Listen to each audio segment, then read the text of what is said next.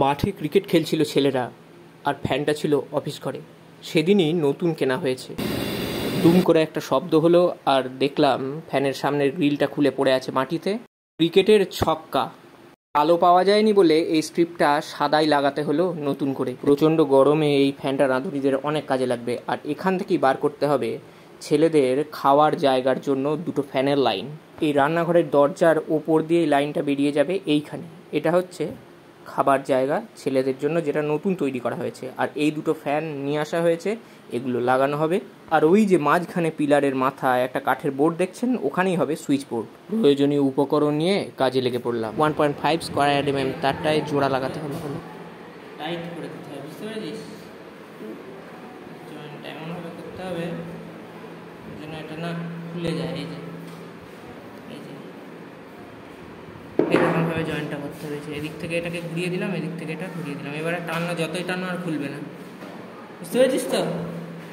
ঠিক আছে,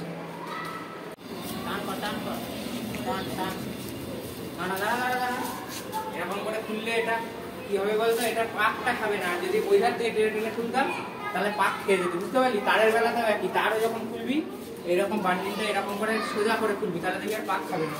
এবার এটা একটা কিছু দিয়ে চাপা দিয়ে রেখে দিলেই হয়ে যাবে। এটা পাইপটা যখন পাইপের মধ্যে ঢোকানোর আগে এইখানে ব্ল্যাক টেপ মেরে বুঝিয়ে নিতে হবে, না হলে ওইটা গিয়ে আটকে যাবে, বুঝতে পারলি? এটাকে আগে ওখানে আটকে নিতে হবে। এইটা এখানে মেরে দিচ্ছি। দোকানে যে পাইপগুলো সাধারণত কিনতে পাওয়া যায়, এই পাইপটা তার মধ্যে সবচেয়ে ভালোটা। ভেবেছিলাম এইভাবেই ঢোকানো যাবে, কিন্তু তামার তারটা খুব নরম হওয়ায় এইভাবে ঢুকলো না। বেড়া বাঁধার তার স্কুলে ছিল না, কাজেই পাশের বাড়ি থেকে একটা ছেলে ঠিক জোগাড় করে নিয়ে এলো, আর সেইটা গলিয়েই আসল তারটা বার করে ফেললাম। ঠিক আছে, সমান আছে? হ্যাঁ ঠিক আছে, ঠিক আছে।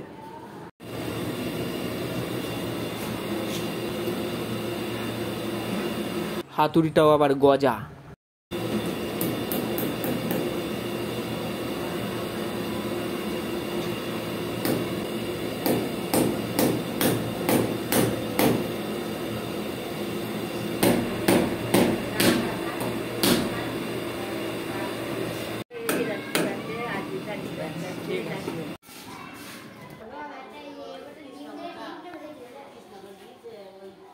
এই দেখুন তারটা কোথা দিয়ে যাচ্ছে, এই যে এইখান দিয়ে।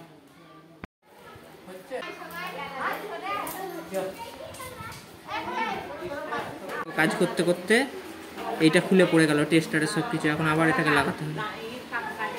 ওহ, কি কাণ্ড বল দেখিনি। এটা স্প্রিংটা দেওয়া থাকে, এটা কানেকশানের জন্য।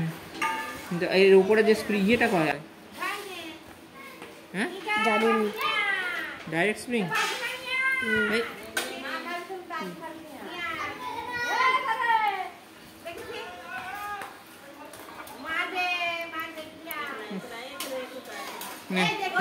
দেখি হয়েছে।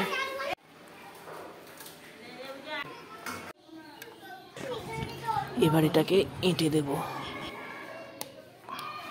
এইভাবে 3টে স্ক্রু আঁটার পরে এখানে 4 নম্বর স্ক্রুটা আঁটতে হবে।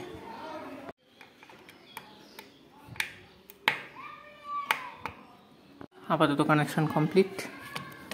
এটার কানেকশানটা শুধু দিতে বাকি আছে। টোটাল কানেকশান কমপ্লিট হয়ে যাওয়ার পর এবার নিশ্চিন্তে এটা এঁটে দেওয়া যাবে। এবার এটাকে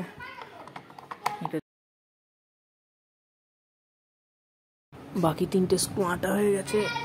এবার এইটা ব্যাস শেষ। আজকের কাজ এই পর্যন্তই, আর পারছি না, হাঁপিয়ে গেছি।